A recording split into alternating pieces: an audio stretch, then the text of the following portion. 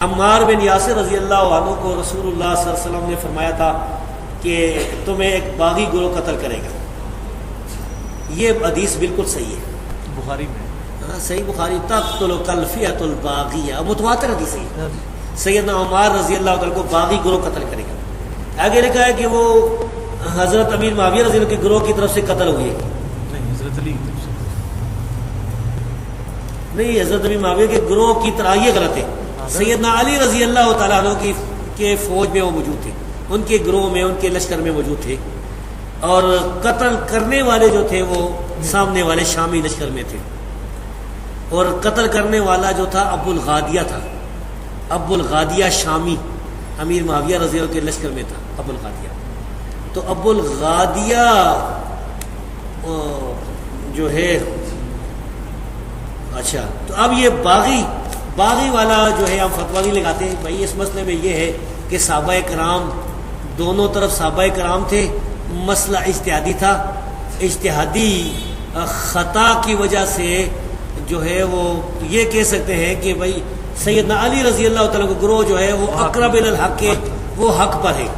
دوسرا جو گروہ ہے, اگر کوئی اس کو باغی کسی نے کہا بھی نا تو وہ خطا اجتہادی کے معنی میں, یعنی باغی جو ہے وہ کافر نہیں ہوتا ہے. مسلمان باغی مسلمان بھی ہو سکتا ہے. قرآن کی آیت ہے وَإِن طَائِفَتَانِ مِنَ الْمُؤْمِنِينَ اقْتَتَلُوا فَأَصْلِحُوا بَيْنَهُمَا. مومنوں کی دو جماعتیں, تو ہم پھر بھی سیدنا معاویہ رضی اللہ تعالیٰ عنہ یا ان کی جماعت کو باغی نہیں کہتے بھائی. لیکن یہ بات بالکل صحیح ہے کہ سیدنا عمار رضی اللہ تعالیٰ عنہ کو باغی جماعت قتل کرنے والی حدیث بالکل صحیح ہے. آپ نے فرمایا وَيْحَ عمار تقتل الفئۃ الباغیہ یدعوہم الی الجنہ ویدعونہ الی النار. عمار کی کیا بات ہے, ایک باغی گروہ ان کو شہید کر دے گا اور وہ اس باغی گروہ کو جنت کی طرف بلاتے ہوں گے, اور وہ باغی گروہ ان کو جہنم کی طرف بلائے گا. یہ نبی کریم صلی اللہ علیہ وسلم کا فرمان ہے, اور اس پر ہمارا ایمان ہے کہ یہ صحیح روایت ہے. صحیح بخاری میں 447 اور صحیح مسلم میں 2915 نمبر پہ. السلام علیکم ورحمۃ اللہ. بات یہ جی کہ ایک ریکارڈنگ میری پہلے تھی امن پوری اسلامک سینٹر سے. بعد میں نے ایک خطبہ جمعہ کے اندر پر مجمع میں یہ بات کہی تھی کہ سیدنا عمار کے جو قاتل ہیں ابو الغادیہ ہیں, ٹھیک ہے, رضی اللہ تعالیٰ عنہ. تو اس پہ کیا مسئلہ ہے جی؟ ایک انسان اس کی تحقیق نہیں ہے, اس کو کوئی مسئلہ ہے, بعد میں اس کو ایک بات سمجھ آ گئی, پہ مانگے تو حل اللہ اعلان بات کر دی. کیا ہم غلطی نہیں کر سکتے؟ کیا ہم ایک بات سے رجوع نہیں کر سکتے حق کی طرف؟ یہی کہا نا کہ صحابی رسول نے ان کو شہید کیا تھا, تو اس میں کیا مسئلہ ہے جی؟ اور ہم حق بات معلوم ہونے کے بعد بے مانگے دو حل ایک بات کرتے. جو میرے دل کی بات ہے وہ یہ ہے کہ واللہ اگر کبھی اس زمانے کے اندر ہم موجود ہو یا میں محمد اشرف قادری موجود ہوتا تو میں تلوار اٹھا کے مولا علی رضی اللہ تعالیٰ عنہ کے ساتھ ہوتا, اور مولا علی رضی اللہ تعالیٰ عنہ کی طرف سے حضرت امیر معاویہ کے لشکر کے ساتھ میں لڑتا بھی, کیونکہ یہ ہمارے عقیدے کا تقاضا. ناصبیوں کا نظریہ کیا ہے کہ جی دونوں مجتہد تھے, ہیں جی.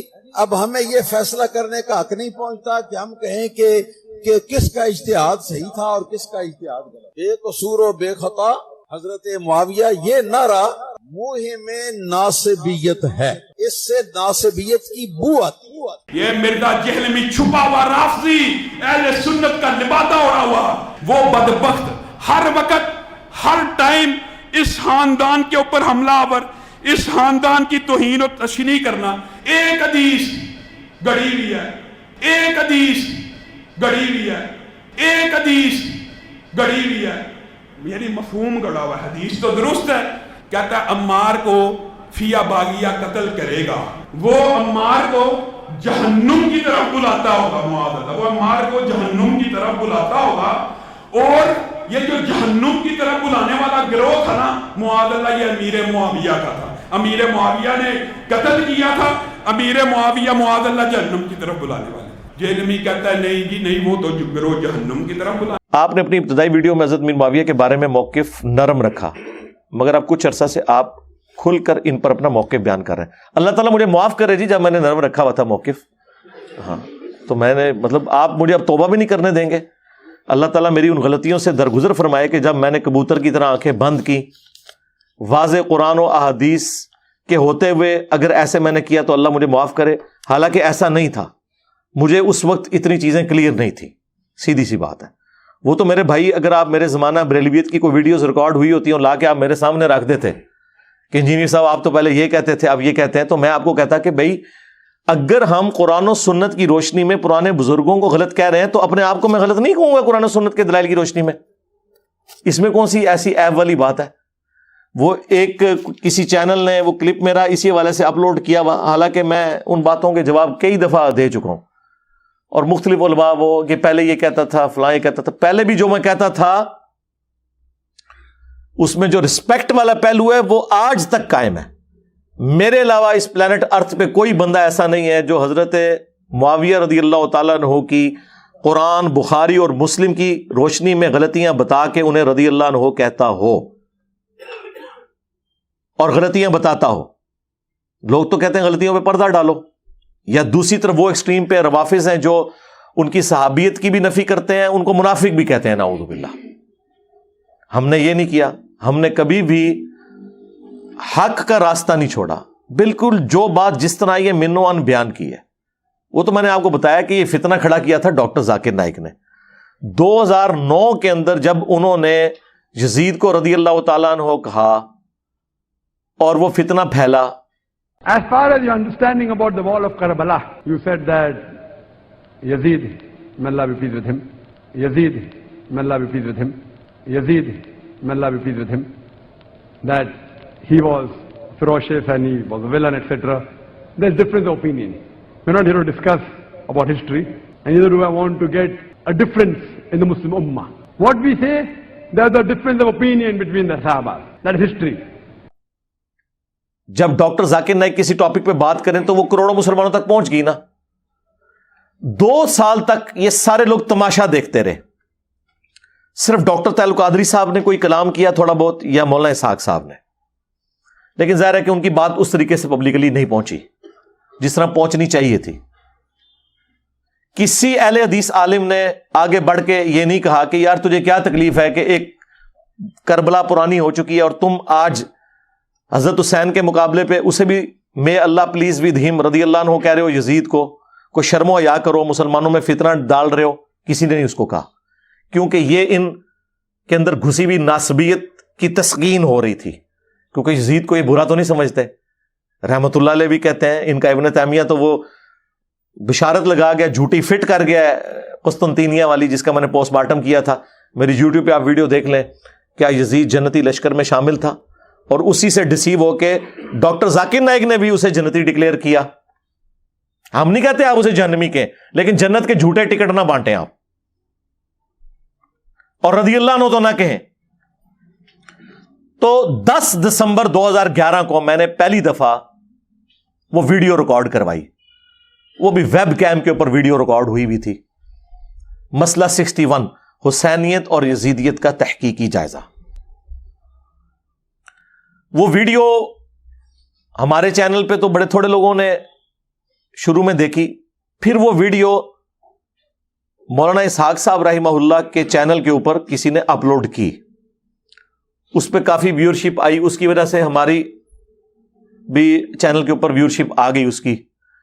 1 مہینے میں 5000 لوگوں نے وہ ویڈیو دیکھ لی۔ حالانکہ یہاں تو اب ماشاء اللہ تعالی بعض ویڈیوز تو آدھے گھنٹے میں 5000 سے زیادہ لوگ دیکھ لیتے ہیں، ہماری اکثر ویڈیوز 24 گھنٹے میں، 24 نہیں تو 48 گھنٹے کے اندر 1 لاکھ کراس کر جاتی ہیں۔ یہ میں اس زمانے کی بات کر رہا ہوں کہ جب 1 مہینے کے اندر 5000 لوگوں نے دیکھی تو وہ ویڈیو ایک قسم کی اس زمانے کے اعتبار سے تو وائرل ہو گئی، کیونکہ ان لوگوں تک بھی پہنچ گئی جنہیں تکلیف ہونی تھی۔ وہ 500 نے بھی دیکھی ہوتی نا، اور ان تک پہنچتی جن کو تکلیف تھی اس ویڈیو کی، تو سمجھے کہ وہ 5 لاکھ تک پہنچ گئی۔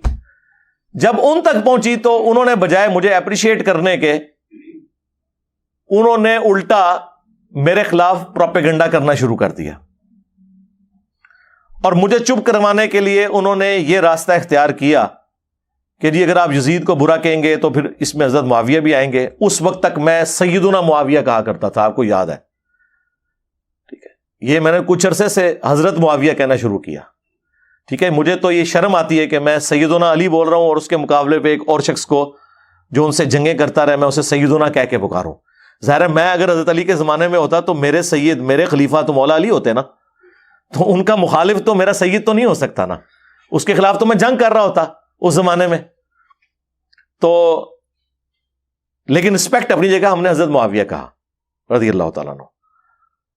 تو اس وقت انہوں نے کہا کہ اس میں تو پھر ان کا نام بھی آئے گا. واللہ مجھے اس وقت تک آئیڈیا نہیں تھا کہ یہ کام ڈالا کس بندے نے. اس کے بعد میں نے تحقیق کرنی شروع کی, مولانا اسحاق صاحب کا تعارف ہوا, ان کے میں نے خلافت کے لیکچر دیکھے, پھر میں نے خود سے کتاب الفتن پڑھنے شروع کیے, اور کافی ساری چیزیں جب میرے سامنے جمع ہوئی نا, لیکن یہ بھی 3 سال کا عرصہ اس میں گزرا.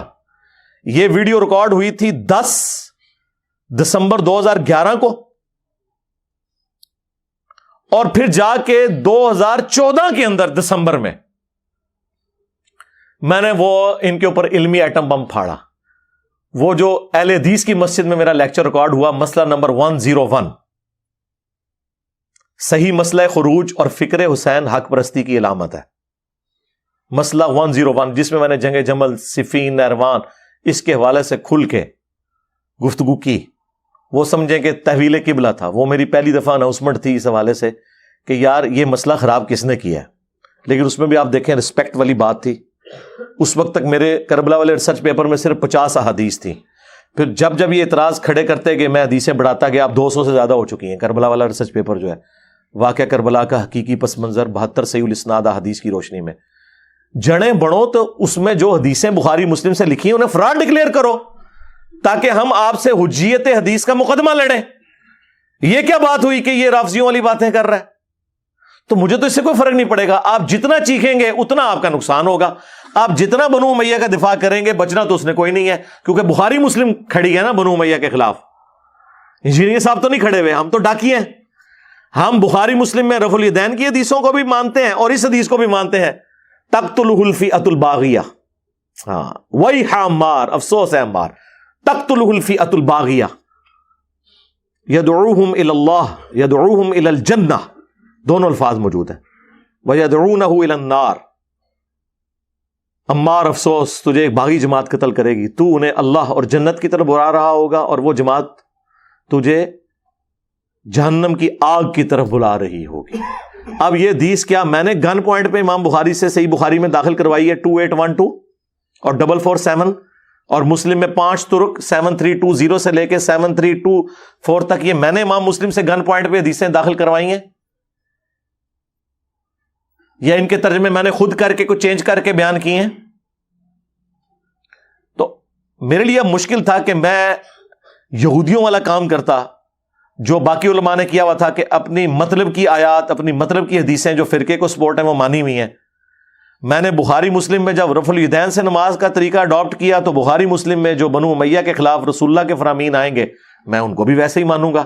یہ کیسے ہو سکتا ہے کہ میں 2 نمبری اختیار کروں؟ تو آپ جو چیزیں میں ہائی لائٹ کر رہا ہوں ان کا جواب دیں, اور آپ کی چیخو پکار, آپ کا رونا پیٹنا اس بات کی گواہی ہے کہ آپ کے پاس کسی بات کا جواب نہیں ہے. تو یہ پروپیگنڈا کرنے سے مجھے کوئی نقصان نہیں ہونا. میں نے اس لیے کہا تھا تہاڈی منجی ٹھک گئی, جے چاہتے ہو نا کہ کوئی 25-30 سال کٹ جاؤ تو خاموشی اختیار کرو. چیخو گے تو میں تو وہ نہیں ہوں کہ غامدی صاحب کی طرح جا کے امریکہ میں بیٹھ جاؤں گا. ہاں میں ٹھوک دیا گا منجی, جیڑی کل میں ٹھوکڑی میں آج ٹھوکاں گا. جتنی بار بولو کہ میں اتنی بار ٹھوکاں گا. اب دیکھیں نا کس طرح انہوں نے اپنی منجیاں ٹھکوائی ہیں. نہ وہ لال رومال والا مجھے گالیاں نکالتا قرآن و سنت بیان کرنے کے اوپر, تو نہ وہابی ایکسپوز ہوتے. تو وہ اہل سنت میں سے لوگوں کو خریدتے ہیں جنہوں نے لبادہ اہل سنت کا پہنا ہوا ہوتا ہے, اور حقیقت میں وہ رافضیت کے گندے نطفے ہوتے ہیں, جس کی بہت ساری مثالیں ہمارے سامنے موجود ہیں. اسحاق جھال والا مردود اسی قسم کے انسانوں میں سے تھا. انجینئر مرزا مردود اسی قسم کے انسانوں میں سے ہے. رافضیت کے پیسوں پہ پلنے والا, ایران کے ٹکڑوں پہ پلنے والا یہ جانور صحابہ کے بارے میں اپنی زبان گندی دراز کرتا ہے, اور حقیقت میں اس کا من پلیت ہے, اس کے ماننے والے اس سے بڑے پلیت ہیں. 10 سال میں نے صبر کیا, میں نے اہل حدیث کو کبھی وہابی نہیں بولا تھا, اور ہمیشہ یہ کہا کہ قرآن و سنت کے سب سے زیادہ قریب ہے. آج بھی میں کہتا ہوں منہج 100% ٹھیک ہے اگر اس پہ عمل کریں. جس طرح میں کہتا ہوں کہ یہودیوں اور مسلمانوں کا اگر کمپیریزن کروایا جائے تو مسلمان حق پہ ہیں, لیکن اس کا یہ مطلب نہیں کہ مسلمان شرابی ہے، چور ہے تو یہ شراب پینا، چوری کرنا، زنا کرنا حلال ہو جائے گا۔ مسلمان حق پہ ہے اگر اسلام کے مطابق چلے، اہل حدیث بھی حق پہ تب ہوں گے جب احادیث کے مطابق چلیں۔ اگر وہ کہیں گے ہم نے اپنی مطلب کی حدیثیں ماننی ہے، دوسری بخاری مسلم میں بھی ہوں، تو ہم نے کبوتر کی طرح آنکھیں بند کرنی ہے، تو اس طریقے سے تو کام نہیں چلے گا۔ تو میں جو کچھ پہلے کہتا رہا اس سے کوئی نفی نہیں کی، صرف ایک چیز میں نے اس وقت بیان کی تھی کہ ہم اس طرح کی ڈسکشن کو نہیں کرتے، اور وہ اس وجہ سے کی کہ ہمیں انہوں نے یہ پڑھایا تھا۔ جب بعد میں نے پڑھا کہ یہ جو لوگ ڈسکشن سے منع کرتے ہیں یہ تو خود اعلان کر رہے ہیں کہ چور کی داڑھی میں تنکا، یہ تو حنفی بھی کہہ رہے ہیں کہ یہاں پہ چونکہ حنفیوں کی اکثریت ہے لہٰذا رفع الیدین والی حدیثیں بخاری مسلم کی بیان نہیں کرنی چاہیے، اس سے فتنہ کھڑا ہوتا ہے، اونچی آمین کی حدیثیں نہ بیان کریں، فتنہ کھڑا ہوتا ہے۔ اور بریلوی کہتے ہیں کہ جی قل انما انا بشر مثلکم نہ پڑھیں، نبی الاسلام کی تنقیص کا پہلو اس سے نکلتا ہے، فتنہ کھڑا ہوگا۔ تو ان ساری باتوں کے جواب میں ہم کیا کہتے ہیں؟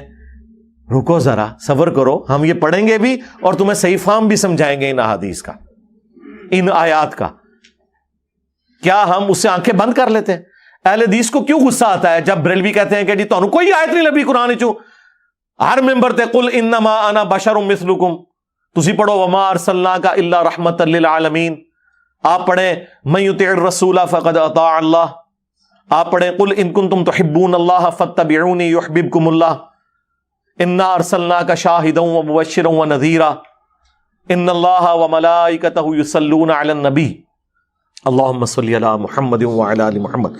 جب وہ کہتے ہیں کہ یہ تم لوگ یہ آیتیں کیوں پڑھنے پہ زور نہیں دیتے اور صرف یہی پڑھتے ہو، تو ہم کیا انہیں کہتے ہیں؟ یہ اہل حدیث کیا کہہ رہے ہوتے ہیں اس وقت کہ نہیں جی عقیدے کی بات ہے، سرکار یہ عقیدہ نہیں ہے جہاں پہ جنت اور جہنم کا فیصلہ ہو رہا ہے۔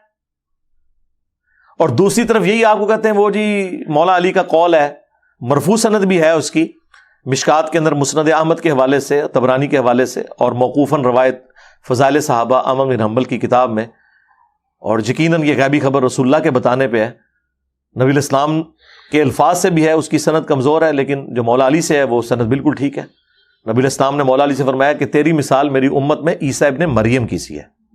ہاں، یہودی ان کا انکار کر کے گمراہ ہوئے اور عیسائی ان کی شان میں غلو کر کے، اور پھر مولا علی کا قول اس کے ساتھ سپورٹیو جو نبی الاسلام کے بتانے پہ موقوف ہے کہ میری وجہ سے دو فرقے جہنم میں جائیں گے، دو گمراہ ہوں گے، ایک میری محبت میں غلو کر کے، ایک میری دشمنی میں۔ وجہ سے مراد یہ نہیں کہ میں قصوروار ہوں، حضرت عیسیٰ تو قصوروار نہیں ہے یہود و نصارہ کی گمراہی کا، مراد یہ کہ مجھے بیس بنایا جائے گا۔ اور یقیناً اس امت میں مولا علی کی ہی پرسنالٹی اتنی بڑی تھی کہ ان کی بنیاد پہ یہ کام ہوتا۔ جس طرح میں کہتا ہوں عیسیٰ ابن مریم ڈیزرو کرتے تھے کہ اگر گمراہی کسی کے نام پہ کھڑی کی جاتی تو اتنا بڑا بندہ چاہیے تھا ہمیں کہ جو مردوں کو زندہ کر دے، تو اسی کو خدا کا بیٹا کہا جا سکتا ہے نا۔ عقلاً دیکھیں، اگر گمراہی اپنی جگہ، لیکن لاجک انہوں نے اپنی جگہ جو بنائی ہے، کوئی بنیاد تو صحیح بنائی ہوئی ہے نا۔ مٹی کی مورت میں پھونک مارے اور اللہ کے اذن سے وہ پرندہ بن جائے، جس کو اتنا بڑا معجزہ ملے وہی اس چیز کا حقدار تھا کہ اسی کے نام کو یوز کر کے اللہ کا بیٹا ڈکلیئر کیا جاتا۔ اگرچہ یہ گمراہی ہے، لیکن میں بنیاد آپ کو بتا رہا ہوں کہ بنیاد جو انہوں نے قائم کی ہے وہ ان کے بڑا ہونے کی وجہ سے۔ تو اس امت میں واقعی مولا علی ہی اتنی بڑی پرسنالٹی تھے کہ ان کے نام کے اوپر یہ سب کچھ کھڑا ہوتا، کیونکہ المستدرک للحاکم میں امام حاکم نے احمد بن حنبل کا قول نقل کیا کہ ہم تک جتنی احادیث پہنچی ہیں ذخیرہ احادیث میں، کسی اور صحابی کی شان میں اتنی احادیث نہیں ہے جتنی کہ مولا علی کی شان میں۔ سب سے پہلے مسلمان کون؟ مولا علی، ترمذی میں، مسند احمد میں، سنن سیل کبریٰ کے اندر موجود۔ سب سے پہلے حضور کے ساتھ نماز کس نے پڑھی؟ مولا علی علیہ السلام نے۔ نبی علیہ السلام کی نسل کن سے چلی؟ مولا علی سے۔ کس کو حضور نے کہا من کنت مولا فہذا علی مولا؟ مولا علی۔ علی سے محبت نہیں رکھے گا مگر مؤمن، علی سے بغض نہیں رکھے گا مگر منافق، بائی نیم مینشن کیا۔ اور پھر المستدرک للحاکم میں حدیث، کوئی شخص پوری زندگی روزے رکھے اور مقام ابراہیم اور حجر اسود کے درمیان نمازیں بھی پڑھتا رہے، اگر ہم اہل بیت کا بغض اس کے دل میں ہوگا تو ضرور جہنم میں داخل ہوگا۔ اب یہ اتنی زیادہ احادیث کی موجودگی میں اہل بیت کی محبت یا ان سے بغض کی وجہ سے ہماری جنت اور جہنم کا فیصلہ ہو رہا ہو تو آپ کیا سمجھتے ہیں یہ ہلکا کوئی چھوڑنے والی بات ہے؟ جبکہ امت نے حضور کی نصیحت غدیر خم کی کہ 2 چیزیں چھوڑ کے جا رہا ہوں، قرآن اور اہل بیت، جو مسلم شریف میں اوپر تلے 4 احادیث ہیں. قرآن کو پکڑ لینا، اس میں ہدایت ہے، یہ اللہ کی رسی ہے، جو اسے پکڑے گا ہدایت پہ ہوگا، جو چھوڑ دے گا گمراہ ہو جائے گا. اور دوسری بھاری چیز میرے اہل بیت ہے، میں اپنے اہل بیت کے معاملے میں تمہیں اللہ کا خوف دلاتا ہوں. اہل بیت کے معاملے میں اللہ کا خوف دلاتا ہوں 3 دفعہ فرمایا، لیکن امت نے نہ اہل بیت کو زندہ چھوڑا نہ قرآن کو پکڑا، الٹ چلے، قرآن کو چھوڑ دیا اور اہل بیت کے ساتھ حسن سلوک کیا. حضور کو قبر میں گئے 50 سال ہوئے اور آپ کی پوری نسل قتل کر دی سوائے چند لوگوں کے. تو نبی علیہ السلام جب امت کو اس طرح کی نصیحتیں کر کے جائیں تو اس کا اینڈ رزلٹ پھر یہی نکلنا ہے میرے بھائی کہ اہل بیت کے خلاف جو لوگ کھڑے ہوں گے تو دفاع کرنے کے لیے بھی تو لوگ کھڑے ہوں گے. سنی شیعہ کنفلکٹ سے اٹھ کے دیکھیں تو یہ ساری کی ساری باتیں اب بھی مستقبل میں جب جب مجھے کوئی چیز پتہ چلے گی جو اس میں بہتر موقف ہے میں اڈاپٹ کروں گا اور اپنی غلطی کو مانوں گا. کسی شخص کو اس کی غلطی ماننے پر، یہاں تو غلطی بھی نہیں تھی، میں نے ایک سٹیپ طے کیا کہ وہ جو موقف تھا جو میں نے اڈاپٹ کیا تھا قرآن و سنت کے بغیر تمہارے بابوں کے کہنے پہ، میں نے ایک بابا چھوڑا احمد بن حنبل کہ ان کا موقف مشاجرات صحابہ پہ غلط ہے، جب وہ خود حدیث مسند احمد میں لے کے آ رہے ہیں جنگ جمل صفین نہروان پہ اور ہمیں کہہ رہے ہیں کہ ان باتوں کو ڈسکس نہ کرو. وہ ہمیں یہ بتانا چاہ رہے ہیں کہ رسول اللہ نے فرمایا تھا لیکن رسول اللہ کی زبان بند کر دو، نعوذ باللہ.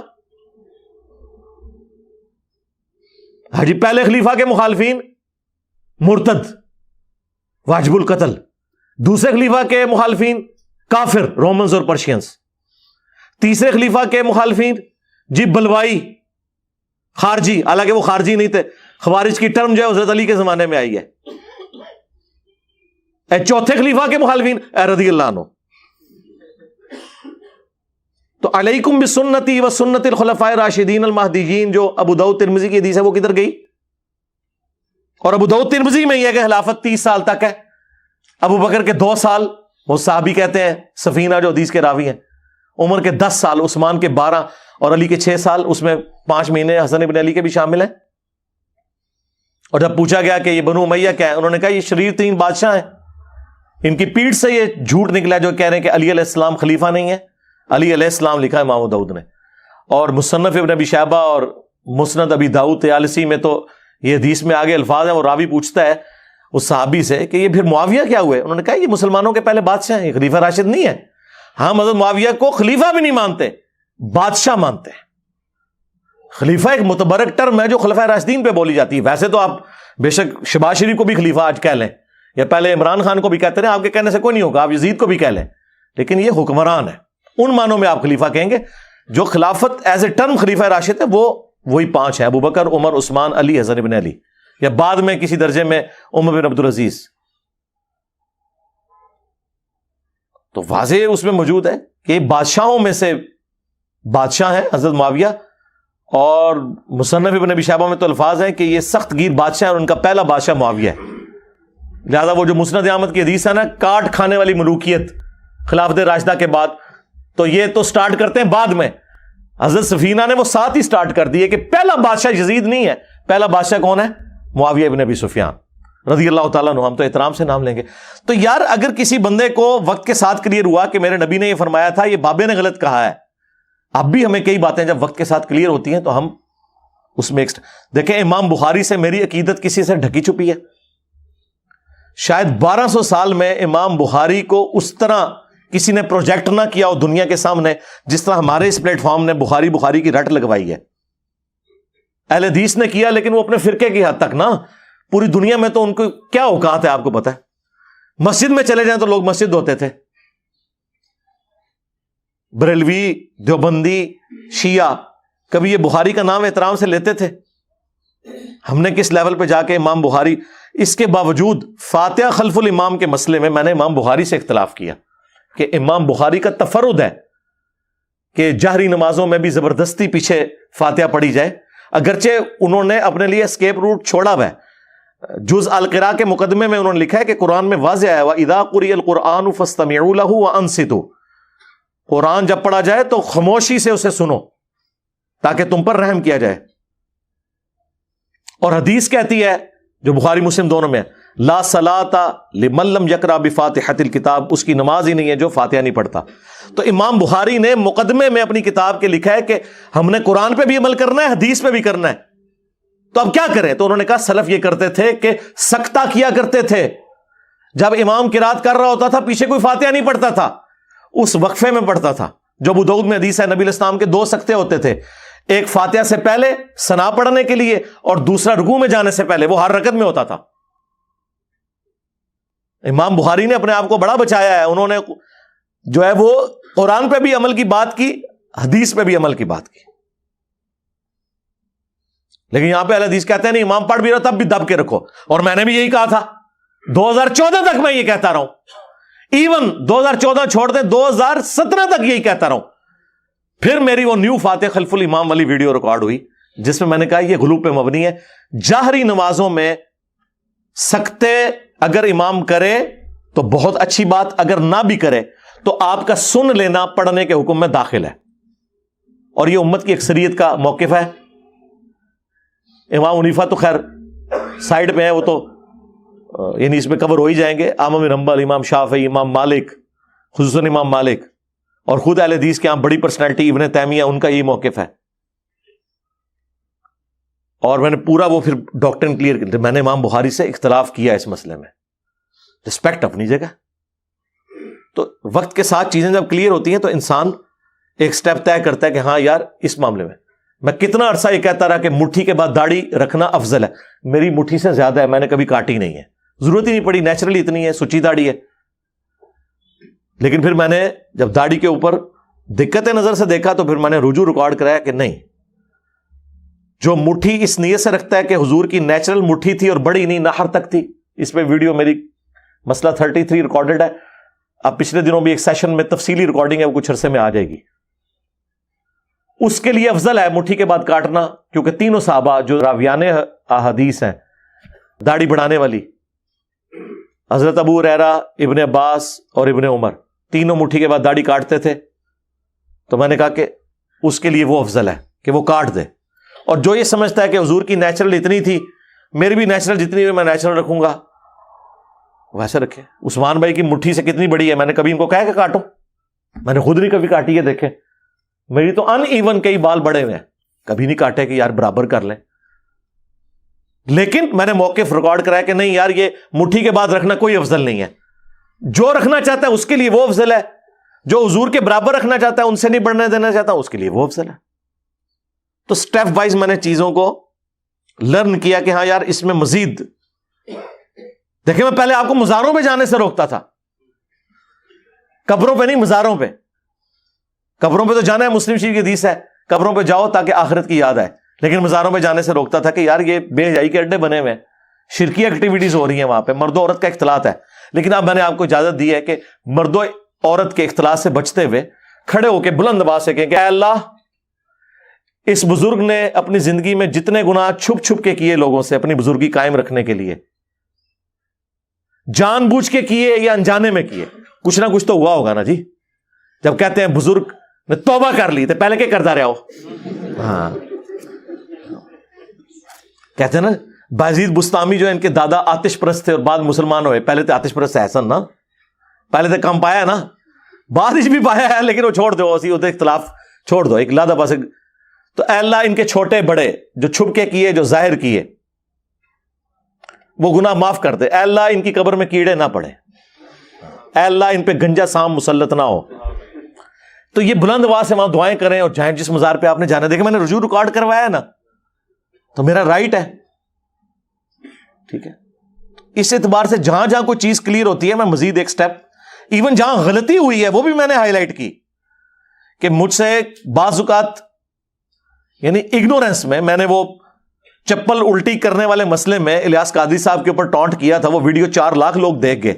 مجھے بعد میں کسی نے بتایا کہ انہوں نے تو اس کے الٹ بات کی ہوئی ہے, انہوں نے تو وہی بات کی جو آپ نے کی ہوئی ہے. وہ مجھے کسی بھائی نے کہا کہ میں نے کلپ دیکھا, اس کے بعد میری توبہ, میں جب تک کلپ خود نہ دیکھوں نا میں تو کسی کے بارے میں کوئی رائے قائم ہی نہیں کرتا. میں نے اس کے اوپر رجوع ریکارڈ کروایا. پچھلے دنوں بھی میں وہ ایک ضمناً ایک پرچی پڑھ رہا تھا, وہ یعنی قبر کے حوالے سے کہ یہ جو زیادہ ہنسنا، اس میں اب ظاہر ہے وہ تو حدیث ابن ماجہ میں اور ترمذی میں موجود ہے، لیکن میرا اس طرف دھیان اس وقت نہیں گیا. میں نے وہ باپا جانی دماغ پہ چڑھ، میں نے کہا یہ باپا جانی کا فرمان ہے.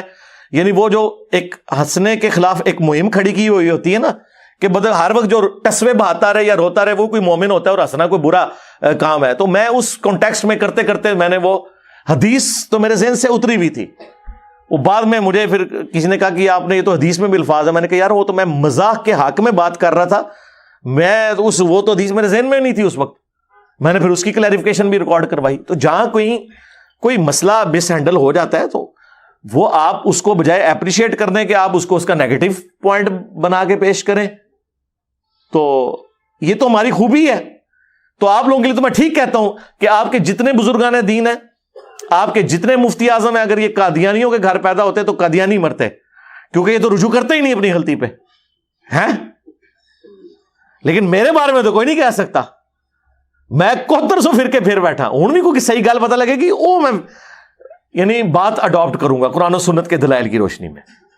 تو وقت کے ساتھ انسان کو جب کوئی چیز کلیئر ہو تو اسے فوراً مان لینا چاہیے. جب مجھے پتا چلا کہ یار یہ امت کے ساتھ بہت بڑا دھوکہ ہوا ہے، اور یہ مولانا مودودی نے خلافت و ملوکیت لکھ کے جو امت پہ احسان، اور یہ خلافت و ملوکیت تو میں نے اپنے لیکچر کے بعد پڑھی ہے، 2012 میں جا کے میں نے یہ پڑھی تھی.